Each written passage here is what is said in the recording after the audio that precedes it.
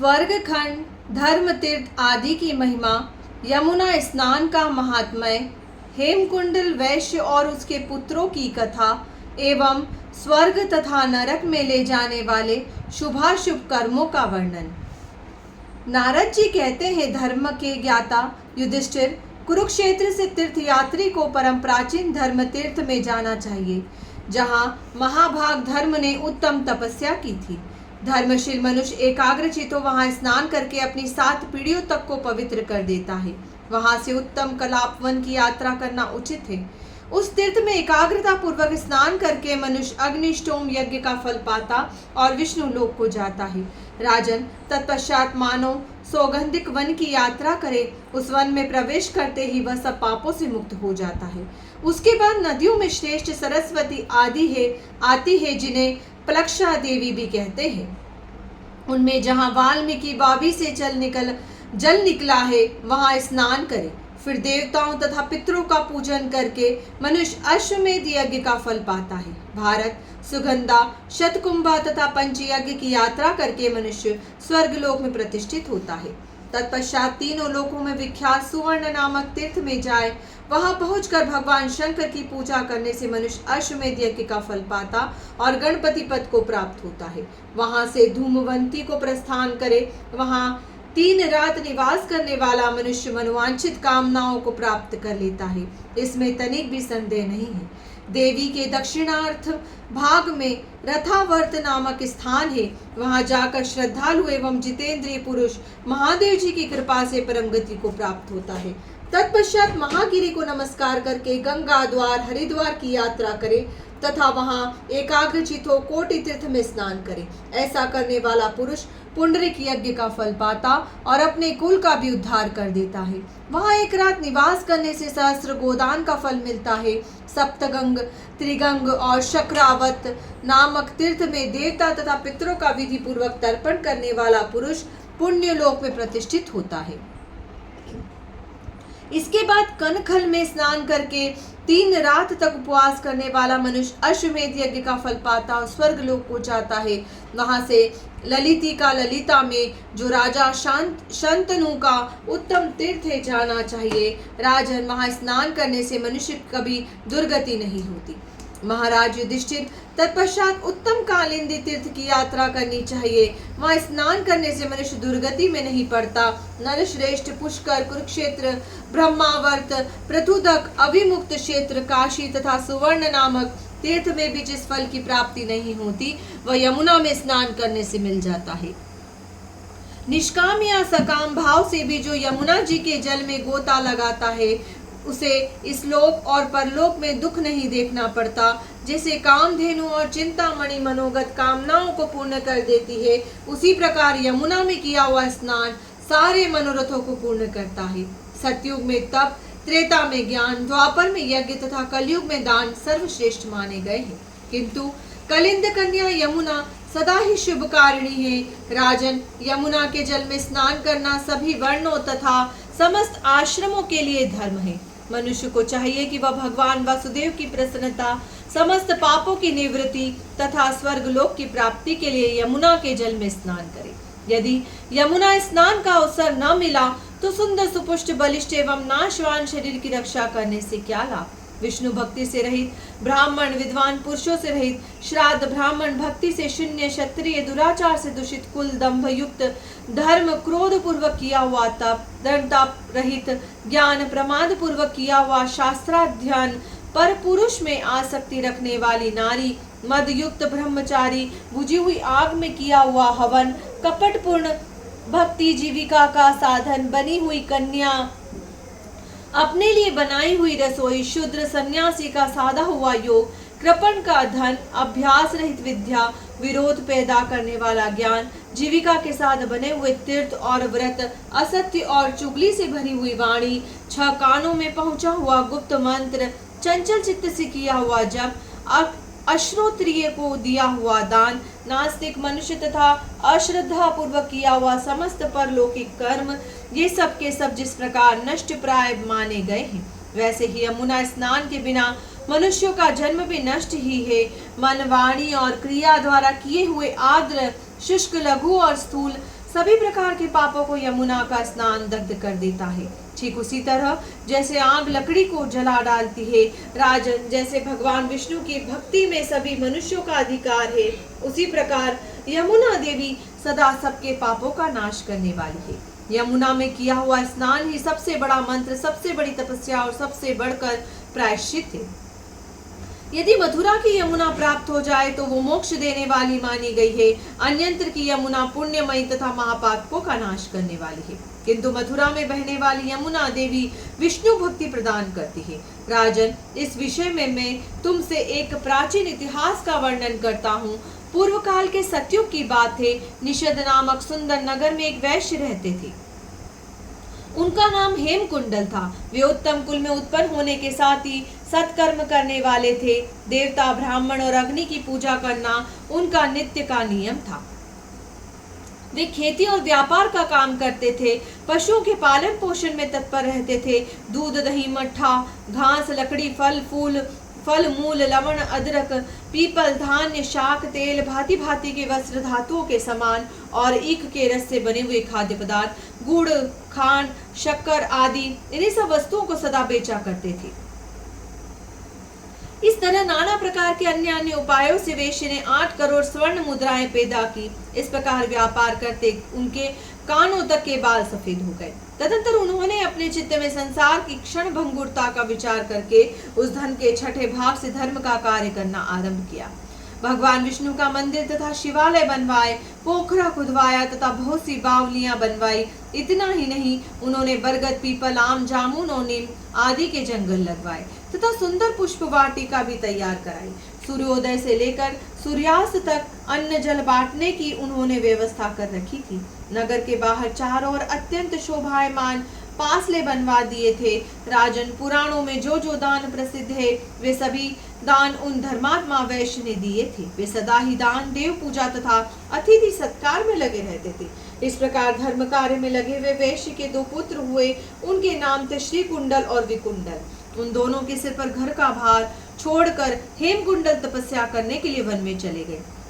वहां उन्होंने सर्वश्रेष्ठ देवता वरदायक भगवान गोविंद की आराधना में संलग्न हो तपस्या द्वारा अपने शरीर को क्षीण कर डाला तथा निरंतर श्री वासुदेव में मन लगाए रहने के कारण वैष्णव धाम को प्राप्त हुए, जहां जाकर मनुष्य को शोक नहीं करना पड़ता।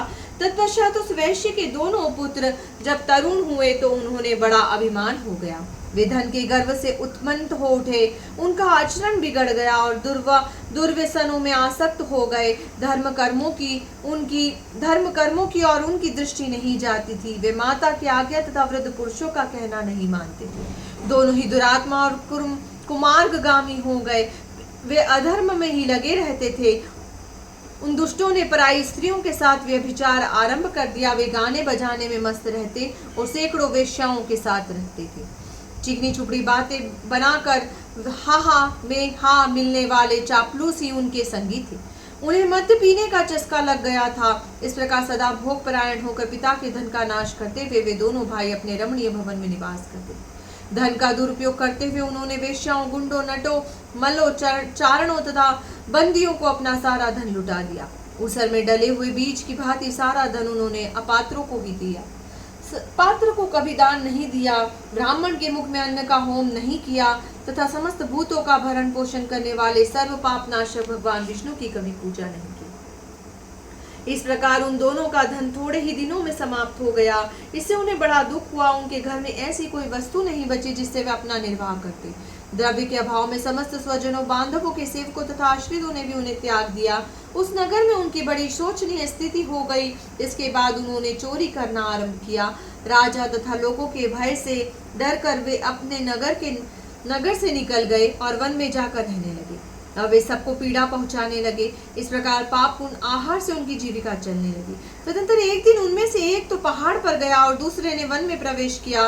राजन, उन दोनों में जो बड़ा था उसे सिंह ने मार डाला और छोटे को सांप ने डस लिया। उन दोनों महापापियों की एक ही दिन में मृत्यु हुई। इसके बाद यमदूत उन्हें पाशों में बांधकर यमपुरी ले गए। वहां जाकर वे यमराज से बोले, धर्मराज, आपकी आज्ञा से हम इन दोनों मनुष्यों को ले आए। अब आप प्रसन्न होकर अपने इन किंकरों की आज्ञा दीजिए। कौन सा कार्य करे। तब यमराज ने दूतों से कहा, वीरो, एक को तो दूसरा पीड़ा देने वाले नरक में डाल दो और दूसरे को स्वर्गलोक में, जहाँ उत्तम उत्तम भोग सुलभ हो, स्थान दो। यमराज की आज्ञा सुनकर शीघ्रता पूर्वक काम करने वाले दूतों ने वेश्य के ज्येष्ठ पुत्र को भयंकर नौरव नरक में डाल दिया। इसके बाद उनमें से किसी श्रेष्ठ दूत ने दूसरे पुत्र से मधुर वाणी में कहा, विकुंडल, तुम मेरे साथ आओ, मैं तुम्हें स्वर्ग में स्थान देता हूँ। तुम वहां अपने पुण्य कर्मों द्वारा उपार्जित दिव्य भोगों का उपभोग करो। यह सुनकर विकुंडल के मन में बड़ा हर्ष हुआ। मार्ग में अत्यंत विस्मित होकर उसने दूत से पूछा, दूत प्रवर, मैं आपसे अपने मन का एक संदेह पूछ रहा हूँ। हम दोनों भाइयों का एक ही कुल में जन्म हुआ, हमने कर्म भी एक सा ही किया तथा दुर्मृत्यु भी हमारी एक सी हुई। फिर क्या कारण है कि मेरे ही समान कर्म करने वाला मेरा बड़ा भाई नरक में डाला गया और मुझे स्वर्ग की प्राप्ति हुई? आप मेरे इस संशय का निवारण कीजिए। बाल्यकाल से ही मेरा मन पापों में लगा रहा, पुण्य कर्मों में कभी संलग्न नहीं हुआ। यदि आप मेरे किसी पुण्य को जानते हो तो कृपया बतलाइए। देवदूत ने कहा, वेश्यवर, सुनो। हरिमित्र के पुत्र स्वामित्र नामक ब्राह्मण वन में रहते थे। वे वेदों के पारगामी विद्वान थे। यमुना के दक्षिण किनारे उनका पवित्र आश्रम था। उस वन में रहते समय ब्राह्मण देवता के साथ तुम्हारी मित्रता हो गई थी। उन्हीं के संग से तुमने कालिंदी के पवित्र जल में जो सब पापों को हरने वाला और श्रेष्ठ 2 बार माघ स्नान किया है। एक माघ स्नान के पुण्य से तुम सब पापों से मुक्त हो गए, दूसरे के पुण्य से तुम्हें स्वर्ग की प्राप्ति हो। इसी पुण्य के प्रभाव से तुम सदा स्वर्ग में रहकर आनंद का अनुभव करो। तुम्हारा भाई नरक में बड़ी भारी यातना भोगेगा। असीपत्र वन के पत्तों से उसके सारे अंग छीद जाएंगे। मुगदरों की मार से उसकी धज्जियां उड़ जाएगी। शिला की चट्टानों पर पटक कर उसे चूर चूर कर दिया जाएगा तथा वह दहकते हुए अंगारों में भूना जाएगा। दूत की यह बात सुनकर विकुंडल को भाई के दुख से बड़ा दुख हुआ। उसके सारे शरीर के रोंगटे खड़े हो गए। वह दीन और विनीत होकर बोला, साधु, सत्पुरुषों में 7 पग साथ चलने मात्र से मैत्री हो जाती है तथा वह उत्तम फल देने वाली होती है। अतः आप मित्र भाव का विचार करके मेरा उपकार करें। मैं आपसे उपदेश सुनना चाहता हूँ। मेरी समझ में आप सर्वज्ञ है, अतः कृपा करके बताइए, मनुष्य किस कर्म के अनुष्ठान से यमलोक का दर्शन नहीं करते तथा कौन सा कर्म करने से वे नरक में जाते हैं? देवदूत ने कहा, जो मन, वाणी और क्रिया द्वारा कभी किसी भी अवस्था में दूसरों को पीड़ा नहीं देते, वे यमराज के लोक में नहीं जाते। अहिंसा परम धर्म है। अहिंसा ही श्रेष्ठ तपस्या है तथा अहिंसा को ही मुनियों ने सदा श्रेष्ठ दान बताया है। जो मनुष्य दयालु हैं, वे मच्छर, सांप, डांस, खटमल तथा मनुष्य सबको अपने ही समान देखते हैं।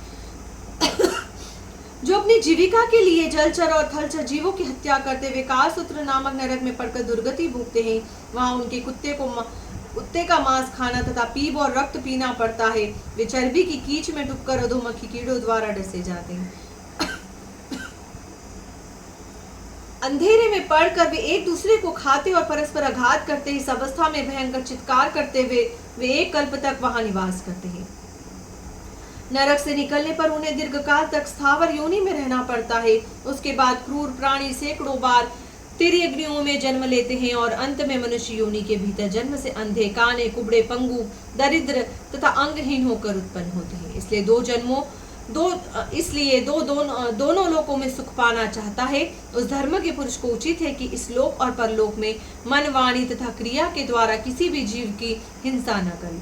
प्राणियों की हिंसा करने वाले लोग दोनों लोकों में कहीं भी सुख नहीं पाते। जो किसी जीव की हिंसा नहीं करते, उन्हें कभी कहीं भी भय नहीं होता। जैसे नदियां समुद्र में मिलती है, उसी प्रकार समस्त धर्म अहिंसा में लय हो जाते हैं। यह निश्चित बात है कि वैश्य प्रवर जिसने इस लोक में संपूर्ण भूतों का बलिदान कर दिया है, उसी ने संपूर्ण तीर्थों में स्नान किया है तथा वह संपूर्ण यज्ञों की दीक्षा ले चुका है।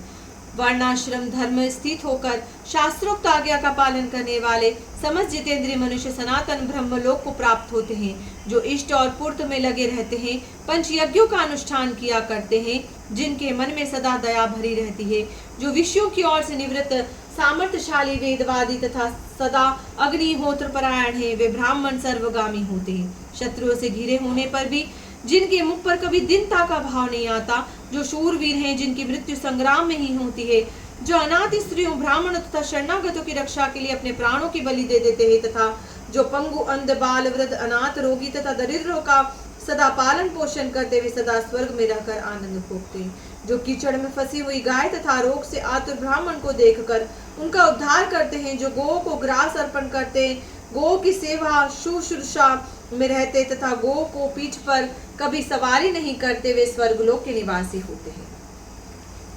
जो ब्राह्मण प्रतिदिन अग्नि पूजा, देव पूजा, गुरु पूजा और द्विज पूजा में तत्पर रहते हैं वे स्वर्गलोक में जाते हैं।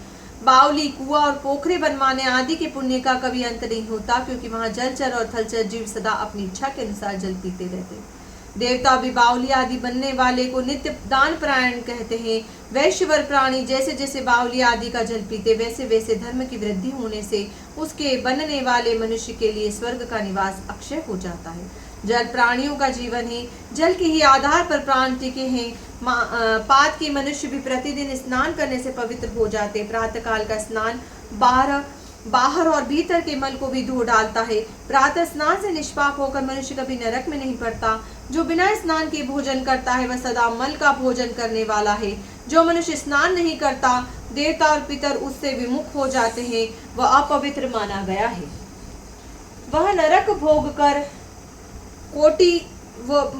भोगकर कीट योनि को प्राप्त होता है। जो लोग पर्व के दिन नदी की धारा में स्नान करते हुए न तो नरक में पड़ते हैं और न किसी नीच योनि में ही जन्म लेते हैं, उनके लिए बुरे स्वप्न और बुरी चिंताएं सदा निष्फल होती है। विकुंडल जो पृथ्वी, सुवर्ण और गो इनका 16 बार दान करते हैं वे स्वर्ग लोक में जाकर फिर वहां से वापस नहीं आते। विद्वान पुरुष पुण्य तिथियों में व्यतिपात योग में तथा संक्रांति के समय स्नान करके यदि थोड़ा सा भी दान करे तो कभी दुर्गति नहीं पड़ती। जो मनुष्य सत्यवादी, सदा मौन धारण करने वाले, प्रिय वक्ता, क्रोधहीन, सदाचारी, अधिक बकवाद न करने वाले, दूसरों के दोष न देखने वाले, सदा सब प्राणियों पर दया करने वाले, दूसरों की गुप्त बातों को प्रकट न करने वाले तथा दूसरों के गुणों का बखान करने वाले हैं, जो दूसरों के धन को तिनके के समान समझकर मन से भी उसे लेना नहीं चाहते, ऐसे लोगों को नरक यातना का अनुभव नहीं करना पड़ता। जो दूसरों पर कलंक लगाने वाला, पाखंडी, महापापी और कठोर वचन बोलने वाला है वह प्रलय काल तक नरक में पकाया जाता है। कृतज्ञ पुरुष का तीर्थों के सेवन तथा तपस्या से भी उद्धार नहीं होता, उसे नरक में दीर्घ काल तक भयंकर यातना सहन करनी पड़ती है। जो मनुष्य जितेंद्रिय तथा मिताहारी होकर पृथ्वी के समस्त तीर्थों में स्नान करता है वह यमराज के घर नहीं जाता। तीर्थ में कभी पातक न करे, तीर्थों को कभी जीविका का साधन न बनाए, तीर्थ में दान न ले तथा वहां धर्म को बेचे नहीं। तीर्थ में किए हुए पातक का क्षय होना कठिन है, तीर्थ में लिए हुए दान का पचाना मुश्किल है। जो एक बार भी गंगा जी के जल में स्नान करके गंगा जल से पवित्र हो चुका है, उसने चाहे राशि राशि पाप किए हों फिर भी वह नरक में नहीं पड़ता। हमारे सुनने में आया है कि व्रत, दान, तप, यज्ञ तथा पवित्रता के अन्यान्य साधन गंगा की एक बूंद से अभिषिक्त हुए पुरुष की समानता नहीं कर सकते। जो धर्म का ही द्रवीभूत स्वरूप है, जल का आदि कारण है, भगवान विष्णु के चरणों में प्रकट हुआ है तथा जिसे भगवान शंकर ने अपने मस्तक पर धारण कर रखा है, वह गंगा जी का निर्मल जल प्रकृति से परे निर्गुण ब्रह्म ही है, इसमें तनिक भी संदेह नहीं। अतः ब्राह्मण के भीतर ऐसी कौन सी वस्तु है जो गंगा जल की समानता कर सके? जो 100 योजन दूर से भी गंगा गंगा कहता है वह मनुष्य नरक में नहीं पड़ता, फिर गंगा जी के समान कौन हो सकता है? नरक देने वाला पाप कर्म दूसरे किसी उपाय से तत्काल दग्ध नहीं हो सकता, इसलिए मनुष्य को प्रयत्न पूर्वक गंगा जी के जल में स्नान करना चाहिए। जो ब्राह्मण दान लेने में समर्थ होकर भी उससे अलग रहता है वह आकाश में तारा बनकर चिरकाल तक प्रकाशित होता रहता है। जो कीचड़ से गो का उद्धार करते हैं, रोगियों की रक्षा करते हैं तथा गौशाला में जिनकी मृत्यु होती है उनके लोगों के लिए आकाश में स्थित तारामय लोक है। सदा प्राणायाम करने वाले द्विज यमलोक का दर्शन नहीं करते, वे पापी हो तो भी प्राणायाम से ही उनका पाप नष्ट हो जाता है। वैश्यवर यदि प्रतिदिन 16 प्राणायाम किए जाएं तो वे साक्षात ब्रह्मघाती को भी पवित्र कर देते हैं। जिन तपों का अनुष्ठान किया जाता है, जो व्रत और नियम कहे गए हैं वे तथा 1 सहस्र गोदान, ये सब एक साथ हो तो भी प्राणायाम अकेला ही इनकी समानता कर सकता है। जो मनुष्य 100 से अधिक वर्षों तक प्रतिमास कुश के अग्रभाग से 1 बूंद पानी पीकर रहता है, उसकी कठोर तपस्या के बराबर केवल प्राणायाम है। प्राणायाम के बल से मनुष्य अपने सारे पातकों को क्षण भर में भस्म कर देता है। जो नर श्रेष्ठ पराई स्त्रियों को माता के समान समझते हैं वे कभी यम यातना में नहीं पड़ते। जो पुरुष मन से भी पराई स्त्रियों को सेवन नहीं करता, उसने इस लोक और परलोक के साथ समूची पृथ्वी को धारण कर रखा है, इसलिए पर स्त्री सेवन का परित्याग करना चाहिए। पराई स्त्रियां 21 पीढ़ियों को नरकों में ले जाती है। जो क्रोध का कारण उपस्थित होने पर भी कभी क्रोध में वशीभूत नहीं होता, उस अक्रोधी पुरुष को इस पृथ्वी पर स्वर्ग का विजेता समझना चाहिए। जो पुत्र माता पिता की देवता के समान आराधना करता है वह कभी यमराज के घर नहीं जाता। इसलिए आपने शील सदाचार की रक्षा करने से इस लोक में धन्य मानी जाती है। शील भंग होने पर स्त्रियों को अत्यंत भयंकर यमलोक की प्राप्ति होती है। अतः स्त्रियों को दुष्टों के संग का परित्याग करके सदा अपने शील की रक्षा करनी चाहिए। वेश्यवर शील से नारियों को उत्तम स्वर्ग की प्राप्ति होती है, इसमें तनिक भी संदेह नहीं है। जो शास्त्र का विचार करते हैं, वेदों के अभ्यास में लगे रहते, पुराण संहिता को सुनाते तथा पढ़ते हैं, स्मृतियों की व्याख्या और धर्मों का उपदेश करते हैं तथा वेदांत में जिनकी निष्ठा है उन्होंने इस पृथ्वी को धारण कर रखा है। उपयुक्त विषयों के अभ्यास की महिमा से उन सब के पाप नष्ट हो जाते हैं तथा वे ब्रह्मलोक को जाते हैं, जहाँ मोह का नाम भी नहीं है। जो अनजान मनुष्य को वेद शास्त्र का ज्ञान प्रदान करता है उसकी वेद भी प्रशंसा करते हैं, क्योंकि वह भवबंधन को नष्ट करने वाला है। वैष्णव पुरुष यमलोक वहां के भयंकर प्राणियों का कदापि दर्शन नहीं करते। यह बात मैंने बिल्कुल सच सच बताई है। यमुना के भाई यमराज हम लोगों से सदा ही और बारंबार कहा करते हैं कि तुम लोग वैष्णवों को छोड़ देना, ये मेरे अधिकार में नहीं है। जो प्राणी प्रसंगवश एक बार भी भगवान केशव का स्मरण करते लेते हैं उनकी समस्त पाप राशि नष्ट हो जाती है तथा वे श्री विष्णु के परम पद को प्राप्त होते हैं। दुराचारी, पापी अथवा सदाचारी कैसा भी क्यों न हो, जो मनुष्य भगवान विष्णु का भजन करता है उसे तुम लोग सदा दूर से ही त्याग देना। जिनके घर में वैष्णव भोजन कराता है, जिन्हें वैष्णवों का संग प्राप्त हो, वे भी तुम्हारे लिए त्याग देने की योग्य है, क्योंकि वैष्णवों के संग से उनके पाप नष्ट हो गए हैं। पापिष्ट मनुष्य को नरक समुद्र से पार जाने के लिए भगवान विष्णु की भक्ति के सिवा दूसरा कोई उपाय नहीं है। वैष्णव पुरुष चारों वर्णों से बाहर हो तो भी वह तीनों लोकों को पवित्र कर देता है। मनुष्यों के पाप दूर करने के लिए भगवान के गुण, कर्म और नामों का संकीर्तन किया जाए। इतने बड़े प्रयास की कोई आवश्यकता नहीं है, क्योंकि अजामिल जैसा पापी भी मृत्यु के समय नारायण नाम से अपने पुत्र को पुकार कर भी मुक्ति पा गया। जिस समय मनुष्य प्रसन्नता पूर्वक भगवान श्री हरि की पूजा करते हैं, उसी समय उनके मातृ कुल और पितृकुल दोनों कुलों के पितर जो चिरकाल से नरक में पड़े होते तत्काल स्वर्ग को चले जाते। जो विष्णु भक्तों के सेवक तथा वैष्णवों का अन्न भोजन करने वाले हैं, वे शांत भाव से देवताओं की गति को प्राप्त होते। अतः विद्वान पुरुष समस्त पापों की शुद्धि के लिए प्रार्थना और यत्न पूर्वक वैष्णव का अन्न प्राप्त करे। अन्न के अभाव में उसका जल मांग कर ही पी ले। यदि गोविंद इस मंत्र का जप करते हुए कहीं मृत्यु हो जाए तो वह मरने वाला मनुष्य न तो स्वयं यमराज को देखता है और न हम लोगों को ही उसकी दृष्टि डालते हैं। अंग, मुद्रा, ध्यान, ऋषि, छंद और देवता सहित द्वादक्षार मंत्र की दीक्षा लेकर उसका विधिवत जप करना चाहिए। जो श्रेष्ठ मानव ओम नमो नारायणाय इस अष्टाक्षर मंत्र का जप करते हैं, उनका दर्शन करके ब्रह्मघाती भी शुद्ध हो जाता है तथा वे स्वयं भी भगवान विष्णु की भांति तेजस्वी प्रतीत होते हैं। जो मनुष्य हृदय, सूर्य, जल, प्रतिमा अथवा वेदी में भगवान विष्णु की पूजा करते हैं, वे वैष्णव धाम को प्राप्त होते हैं। अथवा मुमुक्षु पुरुषों को चाहिए कि वे शालग्राम शिला के चक्र में सर्वदा वासुदेव भगवान का पूजन करे। वह श्री विष्णु का अधिष्ठान है तथा सब कुछ प्रकार के पापों का नाशक, पुण्यदायक एवं सबको मुक्ति प्रदान करने वाला है। जो शालग्राम शिला से उत्पन्न हुए चक्र में श्री हरि का पूजन करता है, वह मानो प्रतिदिन 1 सहस्र राजस्व यज्ञों का अनुष्ठान करता है। जिन शांत ब्रह्म स्वरूप अच्युत को उपनिषद सदा नमस्कार करते हैं, उन्हीं का अनुग्रह शालग्राम शिला की पूजा करने से मनुष्य को प्राप्त होता है। जैसे महान काष्ठ में स्थित अग्नि उसके अग्रभाग में प्रकाशित होती है, उसी प्रकार सर्वत्र व्यापक भगवान विष्णु शालग्राम शिला में प्रकाशित होते हैं। जिसने शालग्राम शिला से उत्पन्न चक्र में श्री हरि का पूजन कर लिया, उसने अग्निहोत्र का अनुष्ठान पूर्ण कर लिया तथा समुद्रों से सारी पृथ्वी दान दे दी। जो नराधम इस लोक में काम, क्रोध और लोभ से व्याप्त हो रहा है, वह भी शालग्राम शिला के पूजन से श्री हरि के लोक को प्राप्त होता है। वैश्य शालग्राम शिला की पूजा करने से मनुष्य तीर्थ, दान, यज्ञ और व्रतों के बिना ही मोक्ष प्राप्त कर लेते हैं। शालग्राम शिला की पूजा करने वाला मानव पापी हो तो भी नरक, गर्भवास, तीर्य योनि तथा कीट योनि को नहीं प्राप्त होता। गंगा, गोदावरी और नर्मदा आदि जो मुक्तिदायिनी नदियां हैं, वे सब की सब शालग्राम शिला के जल में निवास करती है। शालग्राम शिला के लिंग का एक बार भी पूजन करने पर ज्ञान से रहित मनुष्य भी मोक्ष प्राप्त कर लेते हैं। जहाँ शालग्राम शिला रूपी भगवान केशव विराजमान रहते, वहाँ संपूर्ण देवता यज्ञ एवं 14 भुवनों के प्राणी वर्तमान रहते हैं। जो मनुष्य शालग्राम शिला के निकट श्राद्ध करता है, उसके पितर 100 कल्पों तक भूलोक में तृप्त रहते हैं। जहाँ शालग्राम शिला रहती है, वहाँ की 3 योजन भूमि तीर्थ स्वरूप मानी गई है। वहाँ किए हुए दान और होम सब कोटि गुना अधिक फल देते हैं। जो एक बूंद के बराबर भी शालग्राम शिला का जल पी लेता है, उसे फिर माता के स्तनों का दूध नहीं पीना पड़ता। वह मनुष्य भगवान विष्णु को प्राप्त कर लेता है।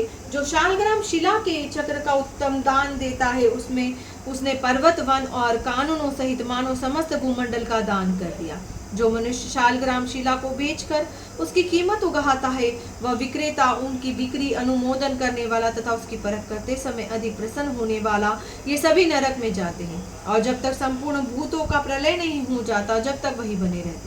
वेश अधिक कहने से क्या लाभ। पाप से डरने वाले मनुष्य को सदा भगवान वसुदेव का स्मरण करना चाहिए। श्री हरि का स्मरण समस्त पापों को हरने वाला है। मनुष्य वन में रहकर अपनी इंद्रियों का संयम करते हुए घोर तपस्या करके जिस फल को प्राप्त करता है, वह भगवान विष्णु को नमस्कार करने से ही मिल जाता है। मनुष्य मोह के वशीभूत होकर अनेकों पाप करके भी यदि सर्व पापाहारी श्री हरि के चरणों में मस्तक झुकाता है, वह नरक में नहीं जाता। भगवान विष्णु के नामों का संकीर्तन करने से मनुष्य भूमंडल के समस्त तीर्थों पुण्य स्थानों के सेवन का पुण्य प्राप्त कर लेता है। जो शार्ग धनुष धारण करने वाले भगवान विष्णु की शरण में जा चुके हैं, वे शरणागत मनुष्य न तो यमराज के लोक में जाते हो, न नरक में ही निवास करते हैं। वैश्य, जो वैष्णव पुरुष शिव की निंदा करता है, वह विष्णु के लोक में नहीं जाता, उसे महान नरक में गिनना पड़ता है। जो मनुष्य प्रसंगवश किसी भी एकादशी को उपवास कर लेता है, वह यम यातना में नहीं पड़ता। यह बात हमने महर्षि लोमश के मुख से सुनी है। एकादशी से बढ़कर पावन तीनों लोकों में दूसरा कुछ नहीं है। एकादशी और द्वादशी दोनों ही भगवान विष्णु के दिन हैं और वह समस्त पातकों का नाश करने वाले। इस शरीर में तभी तक पाप निवास करते जब तक प्राणी भगवान विष्णु के शुभ दिन एकादशी को उपवास नहीं करता। 1000 अश्वमेध 200 राजसूय के एकादशी के उपवास की 16वीं कला के बराबर भी नहीं है। मनुष्य अपनी 11 इंद्रियों से जो पाप किए होता है, वह सब एकादशी के अनुष्ठान से नष्ट हो जाता है। एकादशी व्रत के समान दूसरा कोई पुण्य इस संसार में नहीं है। यह एकादशी शरीर की निरोग बनाने वाली और स्वर्ग तथा मोक्ष प्रदान करने वाली। वेश एकादशी के दिन में उपवास और रात में जागरण करके मनुष्य पितृकुल, मातृकुल और पत्नी कुल की 10-10 पूर्व पीढ़ियों का निश्चय ही उद्धार कर देता है। मन, वाणी, शरीर तथा क्रिया द्वारा किसी भी प्राणी के साथ द्रोह न करना, इंद्रियों को रोकना, दान देना, श्री हरि की सेवा करना तथा वर्णों और आश्रमों के कर्तव्यों का सदा विधिपूर्वक पालन करना, ये दिव्य गति को प्राप्त करने वाले कर्म है। वैश्य स्वर्गार्थी मनुष्य को अपने तप और दान का अपने ही मुंह से बखान नहीं करना चाहिए। जैसी शक्ति हो उसके अनुसार अपने ही हित इच्छा से दान अवश्य करते रहना चाहिए। दरिद्र पुरुष को भी पत्र, फल, मूल तथा जल आदि देकर अपना प्रत्येक दिन सफल बनाना चाहिए। अधिक क्या कहा जाए। मनुष्य सदा और सर्वत्र अधर्म करने से दुर्गति को प्राप्त होते हैं और धर्म से स्वर्ग को जाते हैं। इसलिए बाल्यावस्था से ही धर्म का संचय करना उचित है। वैश्य, ये सब बातें हमने तुम्हें बता दी, अब और क्या सुनना चाहती हो। वेश्य बोला, सौम्य, आपकी बात सुनकर मेरा चित्त प्रसन्न हो गया। गंगा जी का जल और सत्पुरुषों का वचन ये शीघ्र ही पाप नष्ट करने वाले हैं। दूसरों का उपकार करना और प्रिय वचन बोलना यह साधु पुरुषों का स्वाभाविक गुण है। अतः देवदूत, आप कृपा करके मुझे बताइए कि मेरे भाई का नरक से तत्काल उद्धार कैसे हो सकता है। देवदूत ने कहा, वेश, तुमने पूर्ववर्ती 8वें जन्म में जिस पुण्य का संचय किया है, वह सब अपने भाई को दे डालो। यदि तुम चाहते हो कि उसे भी स्वर्ग की प्राप्ति हो जाए, तो तुम्हें यही करना चाहिए। विकुंडल ने पूछा, देवदूत, वह पुण्य क्या है, कैसे हुआ, मेरे प्राचीन जन्म का परिचय क्या है, वे ये सब बातें बताइए, फिर मैं शीघ्र ही वह पुण्य भाई को अर्पण कर दूंगा। देवदूत ने कहा, पूर्व काल की बात है। पुण्य में मधुवन में एक ऋषि रहते थे जिनका नाम शाकुनी था। वे तपस्या और स्वाध्याय में लगे रहते थे और तेज में ब्रह्मा जी के समान थे। उनके रेवती नामक पत्नी के गर्भ से 9 पुत्र उत्पन्न हुए जो 9 ग्रहों के समान शक्तिशाली थे। उनमें से ध्रुव, शाली, बुध, तार और ज्योतिषमान ये 5 पुत्र अग्निहोत्री हुए। उनका मन गृहस्थ धर्म के अनुष्ठान में लगता रहा। शेष 4 ब्राह्मण कुमार जो निर्मोह, जितकाम, ध्यान, काष्ठ और गुपादि के नाम से प्रसिद्ध थे, घर की ओर से विरक्त हो गए। वे सब संपूर्ण भोगों से निष्प्रह और चतुर्थ आश्रम संन्यास में प्रविष्ट हुए। वे सब के सब आसक्ति और परिग्रह से शून्य थे। उनमें आकांक्षा और आरंभ का भाव था। वे मिट्टी के ढेले, पत्थर और सुवर्ण में समान भाव रखते थे। जिस किसी भी वस्तु से अपना शरीर ढक लेते थे, जो कुछ भी खाकर पेट भर लेते थे, जहाँ सांस हुई वहीं ठहर जाते थे, वे नित्य भगवान का ध्यान किया करते थे।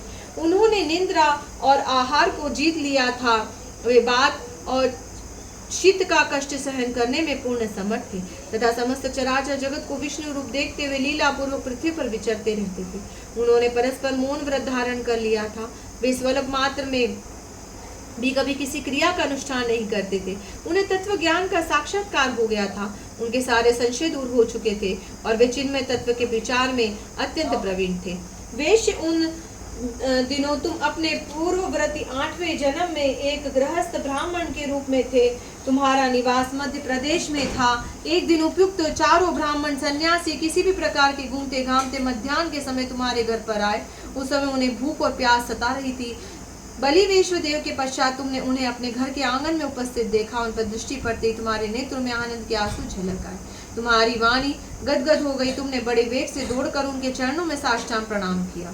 फिर बड़े आदर भाव के साथ दोनों हाथ जोड़कर मधुर वाणी से उन सबका अभिनंदन करते हुए कहा, महानुभाव, आज मेरा जन्म और जीवन सफल हो गया। आज मुझ पर भगवान विष्णु प्रसन्न है। मैं सनात और पवित्र हो गया। आज मैं मेरा घर तथा मेरे सभी कुटुंबी धन्य हो गए। आज मेरे पितर धन्य है, मेरी गोएं धन्य है, मेरा शास्त्राध्ययन तथा धन भी धन्य है, क्योंकि इस समय आप लोगों के इन चरणों का दर्शन हुआ जो तीनों पापों का विनाश करने वाला है। भगवान विष्णु की भांति आप लोगों का दर्शन भी किसी धन्य व्यक्ति को ही होता है। इस प्रकार उनका पूजन करके तुमने अतिथियों के पांव पखारे और चरणोदक लेकर बड़ी श्रद्धा के साथ अपने मस्तक पर चढ़ाया। फिर चंदन, फूल, अक्षत, धूप और दीप आदि के द्वारा भक्ति भाव के साथ उन यात्रियों की पूजा करके उन्हें उत्तम अन्न भोजन कराया। वे 4 परमहंस तृप्त होकर रात को तुम्हारे भवन में विश्राम और सूर्य आदि की भी प्रकाशक परब्रह्म का ध्यान करते रहे। उनका आतिथ्य सत्कार करने से जो पुण्य तुम्हें प्राप्त हुआ है, उसका 1000 मुखों से भी वर्णन करने में असमर्थ हूँ। भूतों में प्राणधारी श्रेष्ठ है, उनमें भी बुद्ध जीवी, बुद्ध जीवियों में भी मनुष्य और मनुष्यों में भी ब्राह्मण श्रेष्ठ है। ब्राह्मणों में विद्वान, विद्वानों में पवित्र बुद्धि वाले पुरुष, उनमें भी कर्म करने वाले व्यक्ति तथा उनमें भी ब्रह्मज्ञानी पुरुष सबसे श्रेष्ठ है। इस प्रकार ब्रह्मज्ञानी तीनों लोकों में सर्वश्रेष्ठ माने गए। अतः सबके परम पूज्य है। उनका संग महान पातकों का नाश करने वाला है। यदि कभी किसी गृहस्थ के घर पर ब्रह्मज्ञानी महात्मा आकर संतोष पूर्वक विश्राम करे तो वे उसके जन्म भर के पापों को और अपने दृष्टिपात मात्र से नाश कर डालते हैं। एक रात गृहस्थ के घर पर विश्राम करने वाला सन्यासी उसके जीवन भर के सारे पापों को भस्म कर देता है। वैश्य, वही पुण्य तुम अपने भाई को दे दो जिसके द्वारा उसका नरक से उद्धार हो जाए। देवदूत की बात सुनकर विकुंडल को ने तत्काल ही वह पुण्य उनके अपने भाई को दे दिया। तब उसका भाई भी प्रसन्न होकर नरक से निकल आया और फिर तो देवताओं ने उन दोनों पर पुष्पों की वृष्टि करते हुए उनका पूजन किया तथा वे दोनों भाई स्वर्ग लोक में चले गए। तदंतर दोनों से सम्मानित होकर देवदूत यमलोक में लौट आए। नारद जी कहते, राजन, देवदूत का वचन वेद वाक्य के समान था। उसमें संपूर्ण लोक का ज्ञान भरा था। उसे वैश्यपुत्र विकुंडल ने सुना और अपने किए हुए पुण्य का दान देकर अपने भाई को भी तार दिया। तत्पश्चात वह भाई के साथ ही देवराज इंद्र के श्रेष्ठ लोक में गया। जो इस इतिहास को पढ़ेगा, सुनेगा, वह शोक रहित होकर सहस्र गोदान का फल प्राप्त करेगा। हरि नाम।